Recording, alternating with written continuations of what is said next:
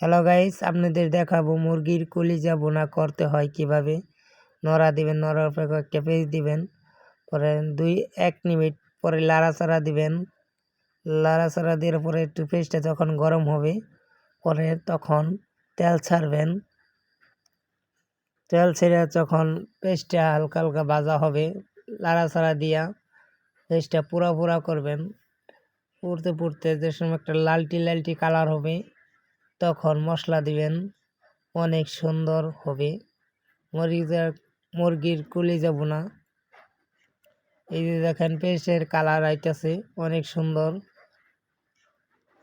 যখন কালারটা আসবে তখন তেজপাতা দিবেন। এই যে তেজপাতা দিয়ে দিলাম, তেজপাতা দিয়ে লাড়াচাড়া দিতেছি। লাড়াচাড়া দেওয়ার পরে অনেক সুন্দর একটা গ্রান আসবে, খাইলে অনেক সুস্বাদু লাগবে। পরে আমি হালকা রসুন বাটা দিয়ে দিলাম, রসুন বাটা দিয়ে লাড়া দিলাম। পরে দিব হলুদ জিরা বাটা, পরে দিলাম আদা বাটা দিয়ে লাড়াচাড়া দিতেছি।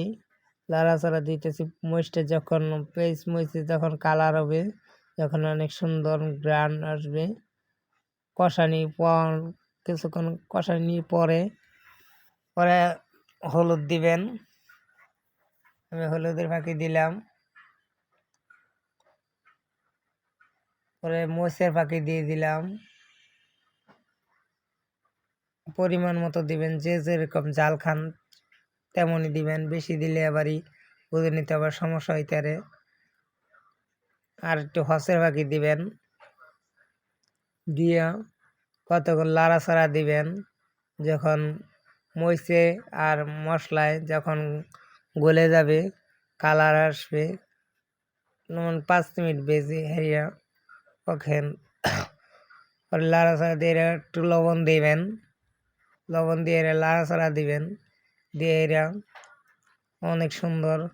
এরপরে আমাদের মরিচের ফাঁকি যে বাড়ছিলাম তার পানি আসিল, পানি পুটি দিয়ে দিলাম, দিয়ে এরা লাড়াচাড়া দিতেছি। কতক্ষণ বাজার পরে হালকা মশলাটা কষানি হওয়ার পরে তখন কতক্ষণ 5 মিনিট বাজা শেষ হইলে পরে মুরগির কলিজা দিয়ে দিবেন। আমি দিব একটু কিছুক্ষণ পর, আগে লাড়াচাড়া দিতেছি। লাড়াচাড়া দেওয়ার শেষ হইলে পরে মুরগি দেবো। এই যে সুন্দর কষানি হয়ে গেছে, এখন ভাবতাছি মুরগির কলিজাটা দিয়ে দিই, তাই বাও করতেছি। এখন দিয়ে দিব,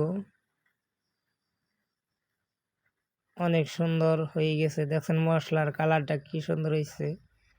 আপনাদের এরকম কালার হবে, অনেক সুন্দর গ্রান আসবে। তাই আমি এখন দিয়ে দিব। কতক্ষণ লাড়াচাড়া দেওয়ার পরে দিলে অনেক ভালো হয়। মশলাটা যখন কষানি হবে অনেক সুন্দর কালার হবে। দেখছেন কি সুন্দর কালার আসছে, দেখলে চাইতেছে যে এটা দিয়েই ভাত খেয়ে ফেলি। তা তো করা যাবে না, আমি একটা আইটেম করতেছি, সেই আইটেম অনুযায়ী তো আমাকে বাঁচতে হবে, তাই এই জন্য বাঁচতেছি। দেখছেন অনেক সুন্দর কালার আসছে। কালার হওয়ার পরে এখন আমরা মুরগির কলিজা ছেড়ে দিব, দিয়ে কত লাড়াচাড়া দিব। 5 মিনিট হওয়ার পরে আপনারা মশলাটা উপরে মুরগির কলিজা ছাড়বেন, তাহলে অনেক সুন্দর কালার হবে। তাই আমরা একটু অপেক্ষায় আছি, যত বেচবেন তত সুন্দর হবে। বাঁচতে বাঁচতে কালার করে ফেলবেন। অনেক কষানি পরে মুরগির কলিজাটা ছাড়লে, এই যে আমরা মুরগির কলিজা ছেড়ে দিলাম, ছেড়ে দেওয়ার পরে কতক্ষণ লাড়া দিব। দেখছেন অনেক সুন্দর, তাই এখন ছাড়তেছি, লাড়া দিতেছি। দেখেন কি সুন্দর একটা কালার আছে। তাই কতক্ষণ লাড়া বাড়তাছি। লাড়া দেওয়ার পরে 5 মিনিট লাড়াচাড়া দিবেন। লাড়াচাড়া দিয়ে হালকা একটু আবার তেল দিয়ে নেবেন। তেল পরিমাণ যদি আপনারা বেশি খান তাহলে বেশি দিয়ে নেবেন, আর যদি কম খান তাহলে কম দিবেন। বেশি দিলে তো আবার গ্যাসের সমস্যা, তার জন্য কম দিয়েই ভালো হবে। তা এত কম দিলে আবার মজা লাগবে না, পরিমাণ মতন দিবেন। দিয়ে আল্লাহ এই যে দেখেন কষানি হওয়ার পরে আমরা এখন কিছুক্ষণ অপেক্ষা করার পরে হালকা কষানি হওয়ার পরে আমি পানি দিব। আরেকবার পানি দিয়ে পরে জাল দিব। জাল দিলে অনেক সুন্দর কালার হবে। তার জন্য এখন কষানি শেষ, আমি পানি দিব। পরিমাণ মতন পানি দিবেন, বেশি দিলে আবারই এখানে তো অন্যরকম হয়তো জাল কম হবে নইলে বেশি হবে। তার জন্য যতটুকু জাল খাই ততটুকুই পানি দিব। এই যে অনেক সুন্দর কালার এই দেখছেন কষানি হওয়ার পরে। তার জন্য এখন চিন্তা ভাবনা করছি পানি দিয়ে দিব। অনেক কষানি হয়েছে, 5 মিনিটের উপরে কষাই ফেলছি, তাই এখন পানি দিব। পানি এই যে পানি দিলাম। পানি দেওয়ার পরে কিছুক্ষণ লাড়াচাড়া দিবেন।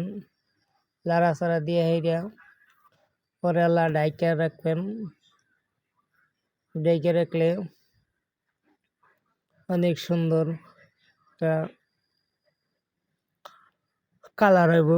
দেখছেন কত সুন্দর কালার হয়েছে, তার জন্য ঢাইকা দিলাম। 5 মিনিট ঢাকার পরে আমাদের তরকারিটা দেখি কিরম হয়েছে। ও সুন্দর তরকারি হয়ে গেছে।